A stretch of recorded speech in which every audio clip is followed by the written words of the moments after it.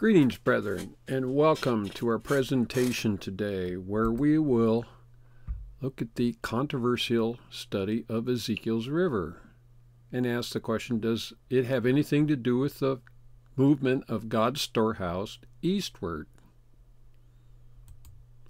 So here's some probing questions that we're going to look at.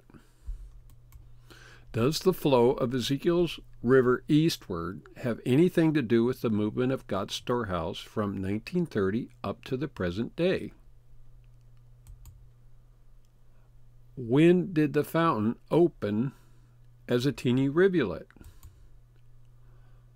Do Davidians have to overcome sin before the kingdom or after? And what is the relationship between Zechariah's vision and that of Ezekiel? The reason these questions have to be addressed and we have to find answers for them is because there's a lot of confusion, especially from groups such as Waco and then the group of Wanda Bloom out in California, who deny that Ezekiel's river has anything to do with the movement of God's storehouse in our present day. They argue that the whole thing is applicable only to the time of the kingdom.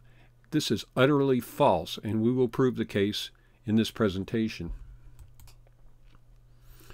So we'll begin with this thought for meditation. We'll read from Symbolic Code, Volume 2, Number 12, page 9, paragraph 6. It reads, "Our only concern should be to find out where is his storehouse and then faithfully deposit his money there. And if it is his storehouse, he will, without a doubt, take care of his own. But if he does not care for the storehouse which you think is his, then either your conception of his storehouse is incorrect, or else he has moved it to another place. Seek, and you shall find." So, brethren, we should not just take for granted what we're told or thought to believe to be the storehouse. We have to look for it and believe and trust that God will lead us there if we're seeking for truth. So with this prayer thought in mind, take a moment.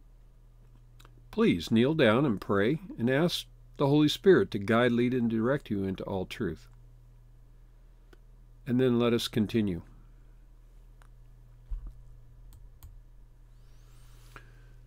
So here are the objectives of this presentation.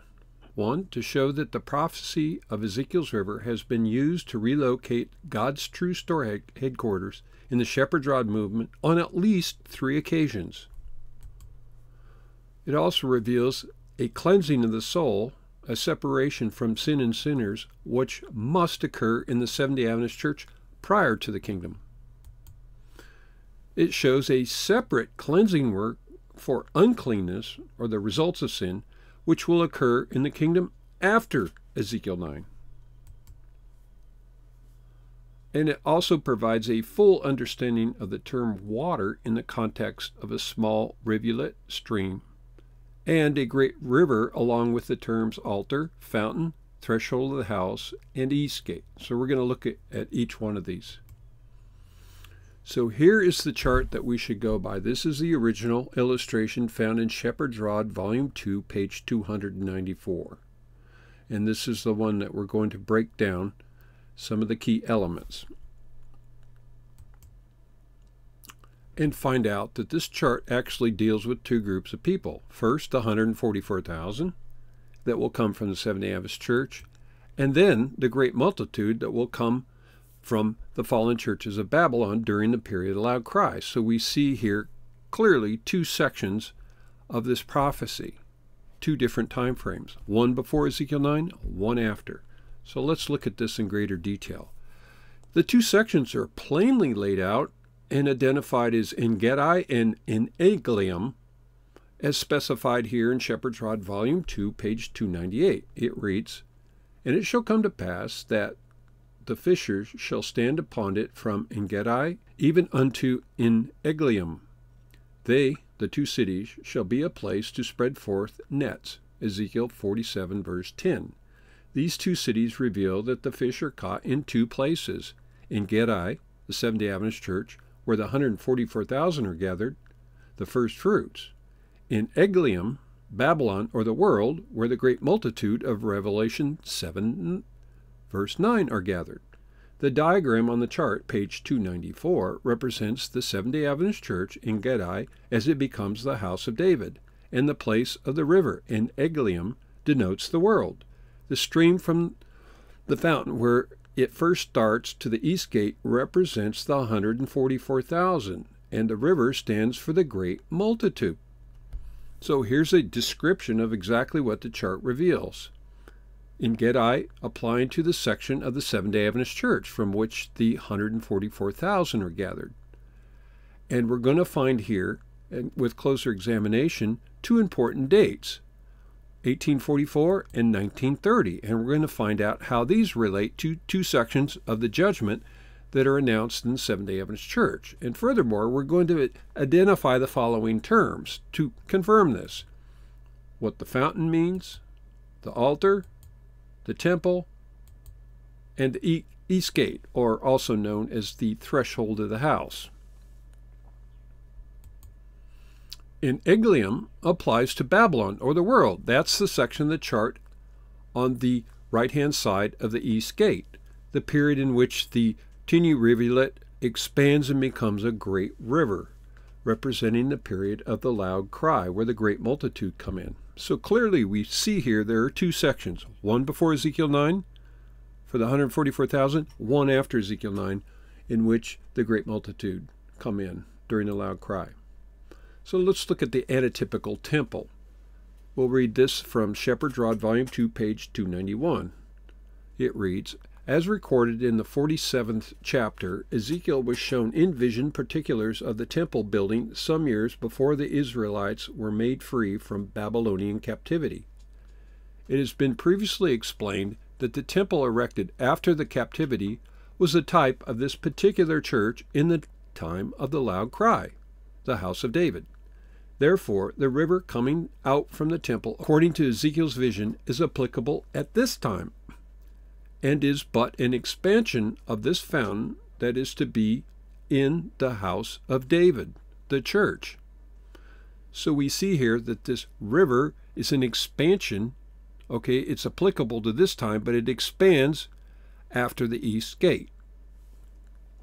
So it applies to our present time and also to the period of the loud cry, when the church will be identified as the house of David. Let's look at this passage here in Timely Greetings, Volume 1, number 11, page 11. They, the 144,000, are the remnant, the ones who escape alive from the judgment of the living in the house of God. Thus, the antitypical temple is to be built, Ezekiel chapters 40 to 43, and the cities to be spread abroad. Then these guiltless servants of God, the firstfruits, are to be sent to the nations that have not heard of God's fame, the non-Christian, and they shall declare his glory among the Gentiles, and shall bring all their brethren, the second fruits, all that are to be saved, to the house of the Lord. Isaiah 66, verse 16 and 19 to 20. So clearly we see here that the temple is, antitypical temple, is built up of two groups, the 144,000 from the church, that in turn will go out and gather the second fruits from the non-Christian nations and bring all the Gentiles in the second fruits into the house of the Lord. So once again we see that the antitypical temple is comprised of two sections. What about the term threshold of the house? Well, let's read this from Shepherd's Rod, Volume 2, page 291. It reads, Ezekiel 47, verse 1, "Afterward he brought me again unto the door of the house, and behold, waters issued out from under the threshold of the house eastward.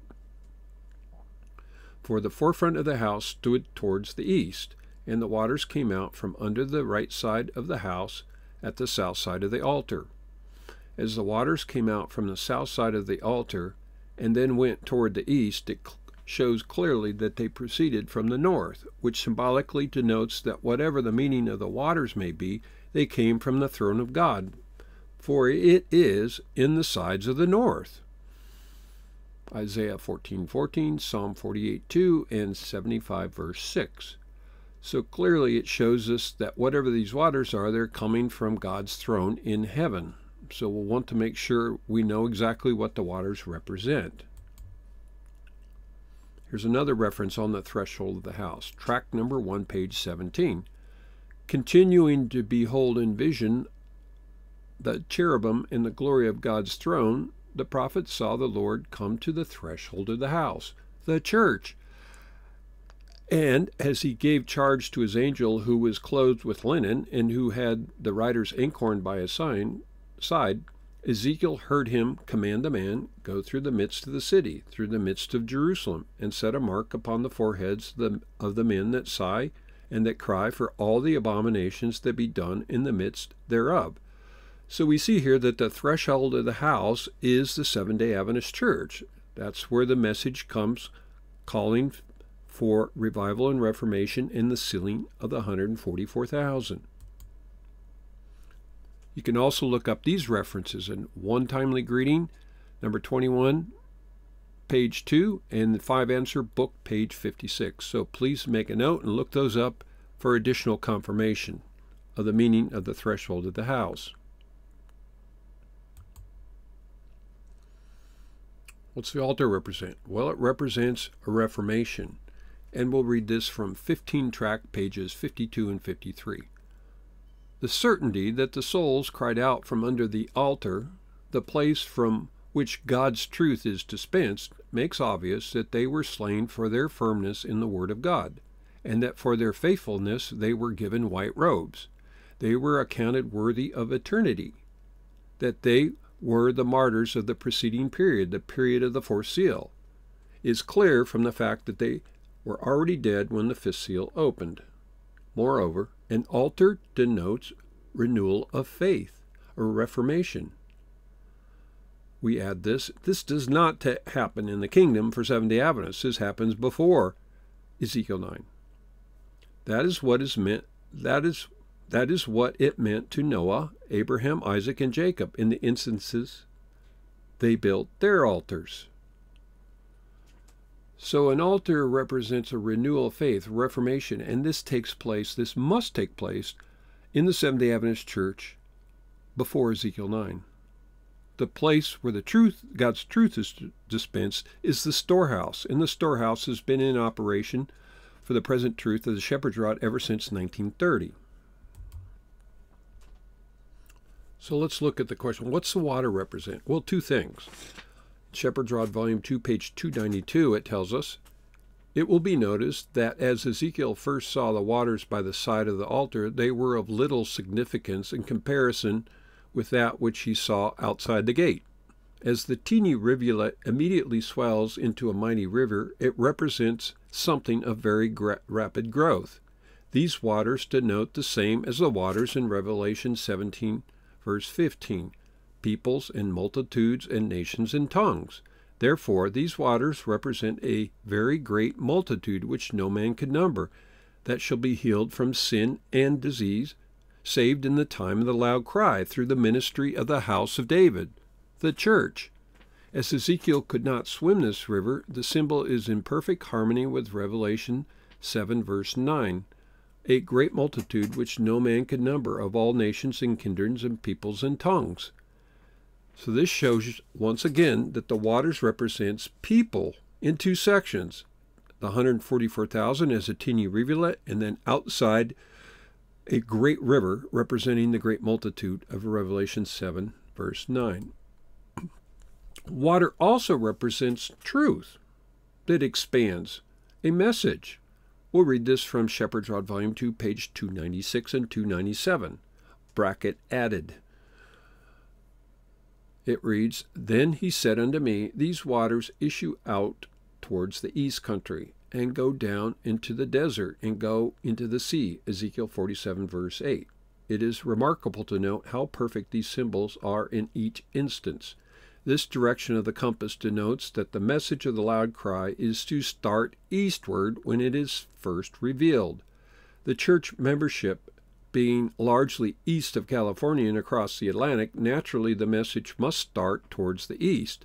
This symbolical prophecy reveals that the message of the loud cry is to originate in California, not the kingdom. Okay?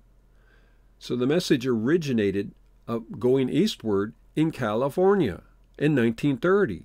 with the publications of the shepherd's rod. This directly contradicts the false teaching and narrative from Waco and the International GADSDA under Wanda Bloom, who denied that there's any application before Ezekiel 9. It's utterly false. Oh, look at this reference, the Book of Evangelism, page 620. The gospel is to be proclaimed in its purity. The stream of living water is to deepen and widen in its course. So the truth, the message, is seen as a stream of water, living water, that starts as a teeny rivulet and then continues to grow and expand as it moves forward. So we really need to ask the question, when did the fountain open? Well, it's very clear if we read the Spirit of Prophecy in the Shepherd's Rod that fountain opened in 1844. Look at this reference here, Testimonies, Volume 7, page 171 and 172. It reads, our work, Ellen White talking about her work and that of her husband and the pioneers of Seventh-day Adventist Church, has been presented to me as in its beginning a small, very small rivulet. To the prophet Ezekiel was given the representation of waters issuing out from under the threshold of the house eastward at the south side of the altar. Read Ezekiel 47, especially mark verse 8. Then said he to me, these waters issue out toward the east country, and go down into the desert, and go into the sea, which being brought forth unto the sea, the waters shall be healed. So our work was presented to me as extending to the east and to the west, to the isles of the sea, and to all parts of the world. This is the work that was commissioned and given to the pioneers of the Seventh-day Adventist Church, including Ellen White and her writings of the Spirit of Prophecy. And it's going to continue east, west, to the isles of the sea, into all parts of the world, up until this very day, as we will see here shortly. The work of the Storehouse in multiple locations worldwide. Also, look at this confirming reference, Testimonies to Ministers, page 450. Confirms the same thing. The work of the rivulet in Ezekiel 47 started in the days of Ellen White and the pioneers. So if we look at the section involving the Seventh-day Adventist Church, where the 144,000 come from, we'll find it's in two sections. Notice, have you ever analyzed that chart and wondered what those two boundaries represent?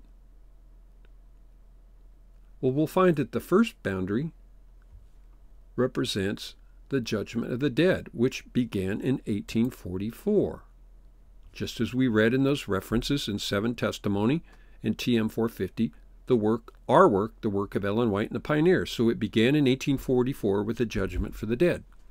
We know by way of record that this opening here at this boundary, that the judgment of the living began in 1930. So we see here the arrow pointing to that second gate shows that this message moving eastward opened in 1930. And we know without doubt through history that that was the message of the judgment of the living that began with the writings of the Shepherd's Rod by Victor Houteff. And that brings us up to the second barrier, the east gate, that's closed. And that hasn't happened yet. That represents, when the east gate is open, that represents the purification of Ezekiel 9. So we have the message of the judgment of the dead and the judgment of living within the Seventh-day Adventist Church, shown here in illustration in the chart of Ezekiel 47. The Shepherd's Rod, Answer Book number 1, page 82 and 83, tells us that the message of the loud cry began in 1929. Let's read this. The message swells to a loud cry by virtue of an addition which gives it power and force. Early Writings, page 277. The only conclusion admissible, therefore, is that since the Church has never accepted an additional message, and since there has never come one other than that in the Shepherd's Rod publications that would give power and force to the old message, the loud cry could not have begun at any time previous to this. Moreover, the abominations in the Church have not only kept back the loud cry, but have also even silenced the fainter cry which precedes it.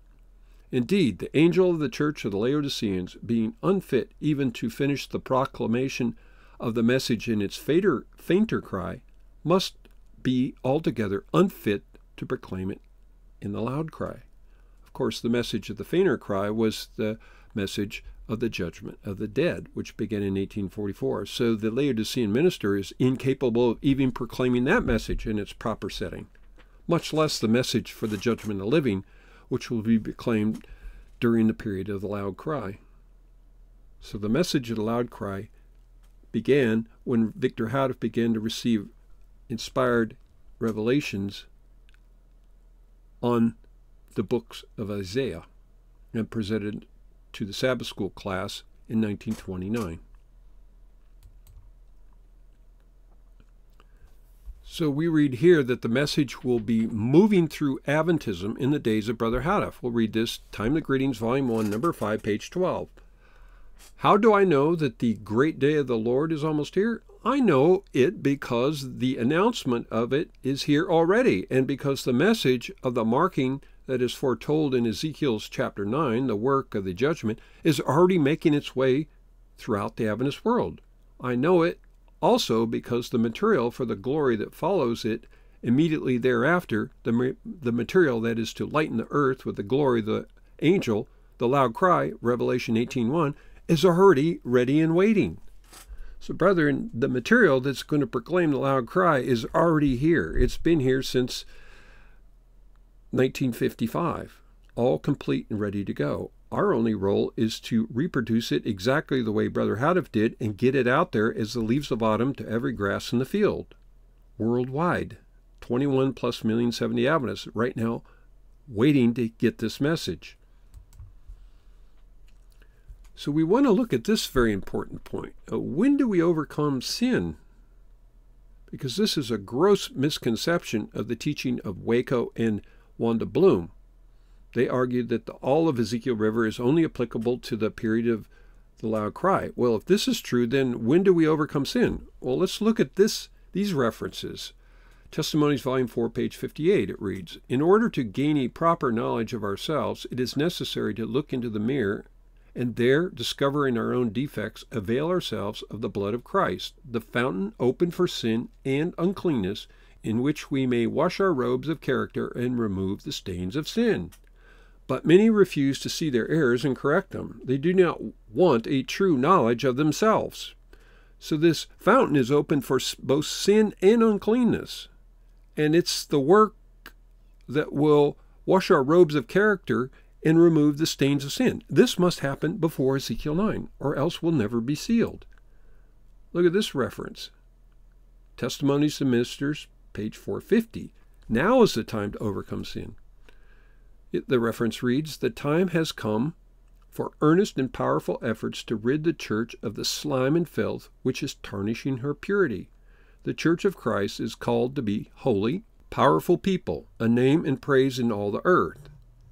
There has been opened a fountain for Judah and Jerusalem to wash from all uncleanness and sin. There is an astonishing backsliding with God's people, to whom has been entrusted sacred holy truth. Her faith, her service, her works must be compared to what they would have been if her course had been continually onward and upward according to grace and holy truth given her. So the work of this fountain to overcome uncleanness and sin is now. This reference is clearly in the context of Ellen White's day, and this is fully applicable to our present situation. And the rod clarifies, sin first, then uncleanness. We'll read this from Shepherd's Rod, Volume 2, page 291.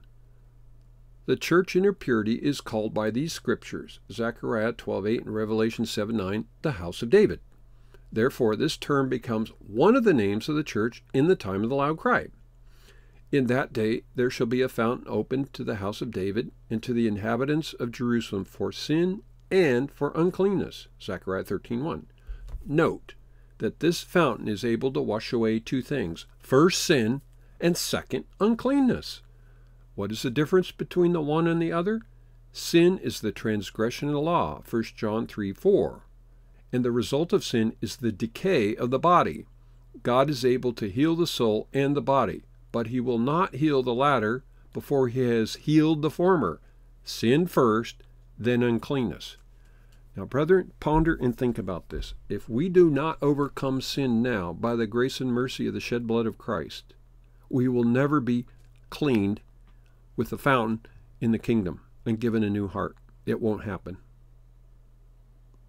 So this work of overcoming sin must take place now, this day, or it will never be sealed. Look at this reference. Look at this illustration. So we see here that the 144,000 are going to be sealed in the period of the Seventh-day Adventist Church. And that fountain, the truth, and the people that come from that altar of revival and reformation has began in 1844 and continues on up to the present day. In the second section, the great multitude will be called out during a loud cry. So we have these two sections, and what separates them? Ezekiel 9. So the work of the fountain and the river going east applies to the period before Ezekiel 9. The work as it expands to a great river and brings in the great multitude is a period after Ezekiel 9. This is so obvious a child can even see it. The river of Ezekiel 9 has two sections. So when do we get the new heart? Well, it's clear we get it in the kingdom because we read plainly in Scripture. Ezekiel 36 verses 24 to 28, it reads, "For I will take you from among the heathen and gather you out of all countries and will bring you into your own land. Then I will sprinkle clean water upon you, and you shall be clean. From all your filthiness and from all your idols will I cleanse you. A new heart also will I give you, and a new spirit will I put within you. And I will take away the stony heart out of your flesh, and I will give you an heart of flesh. And I will put my spirit within you, and cause you to walk in my statutes, and you shall keep my judgments and do them.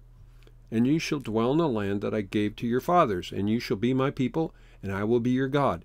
Clearly, the context of these scriptures, Ezekiel 36, is taking place in the kingdom.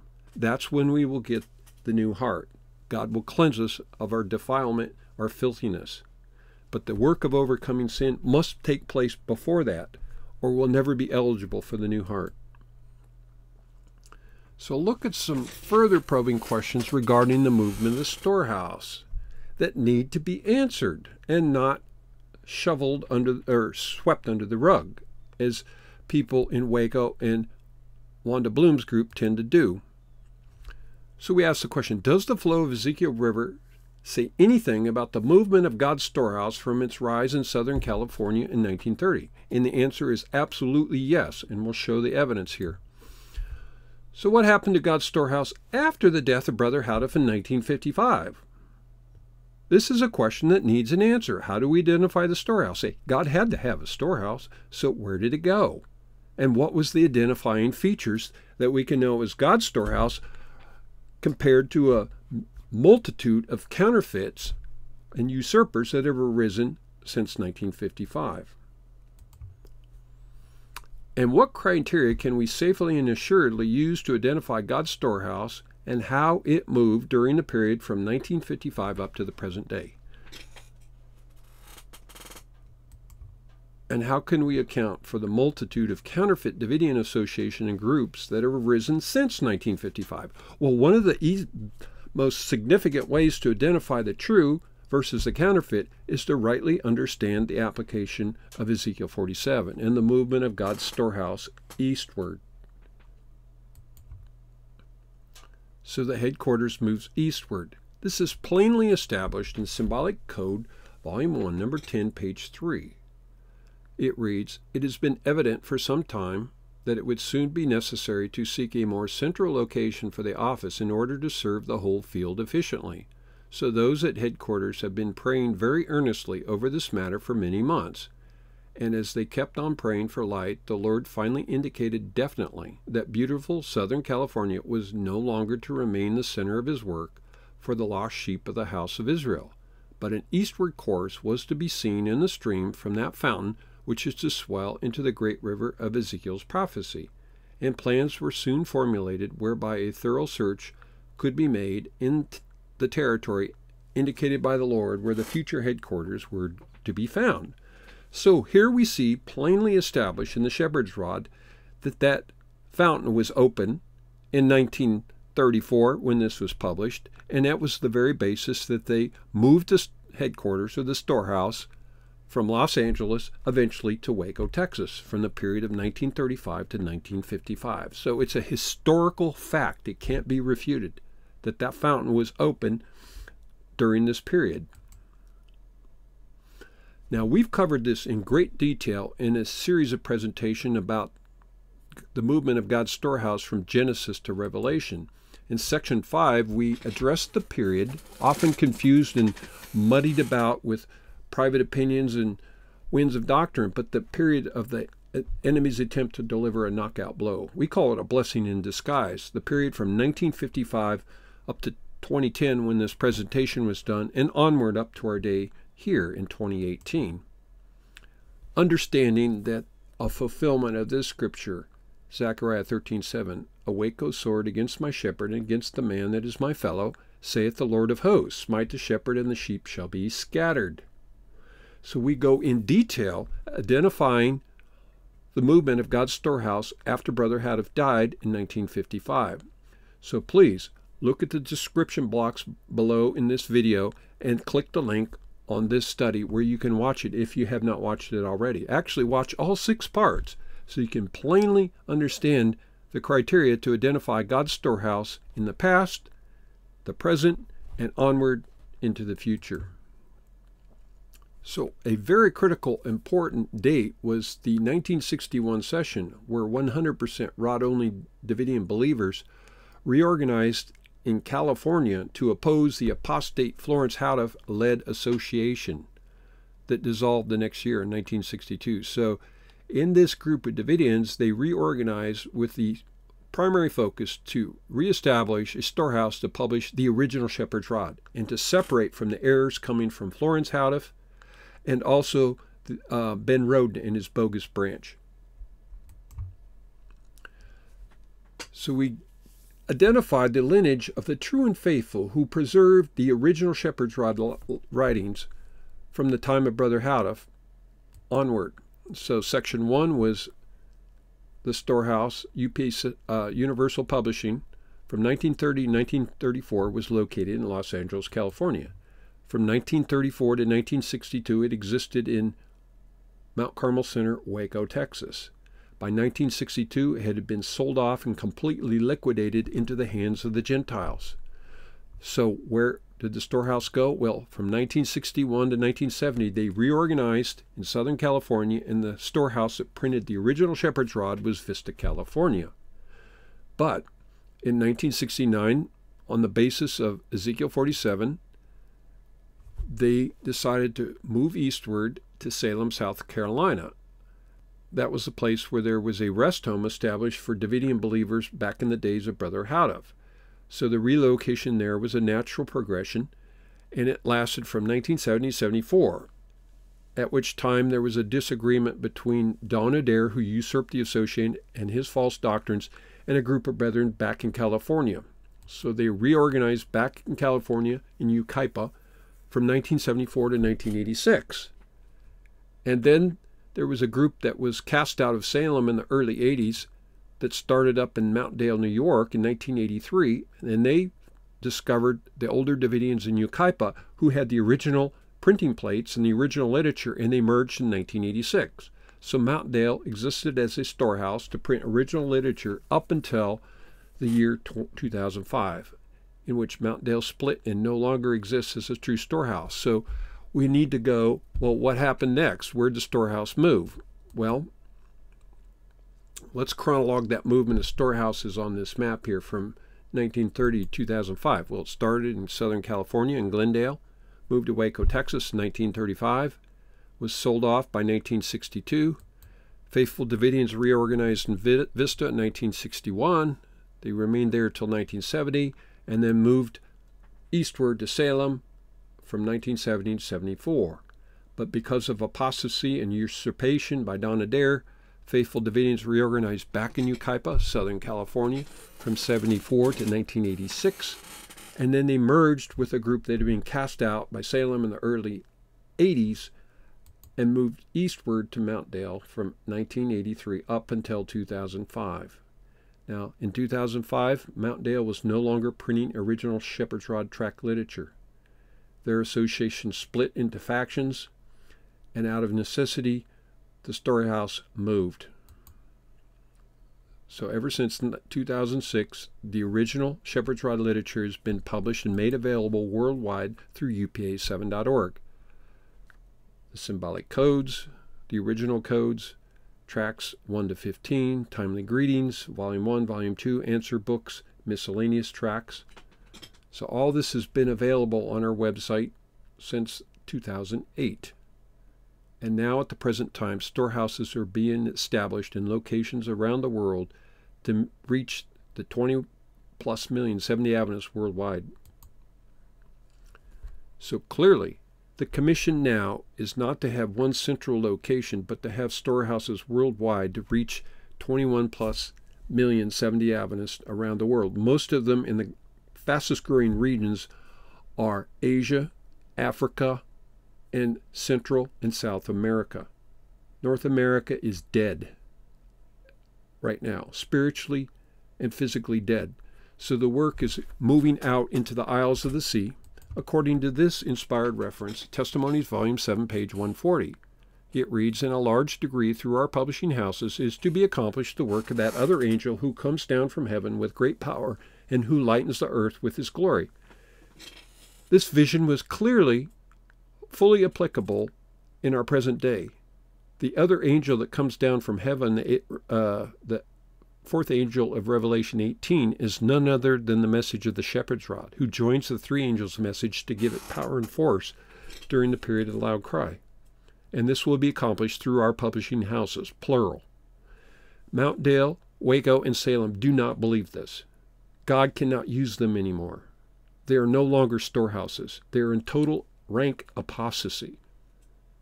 The publishing work will be done of the original Shepherd's Rod through publishing houses in locations worldwide. You cannot stop this. It's God's work. It's in his message. And it will go forth. Now, we have prior videos talking about the difference between storehouse and headquarters and the concept of multiple storehouses versus one location in the United States. Now, please look at our description box. We have links to those videos on this YouTube channel. Please watch those if you haven't, because they're very important.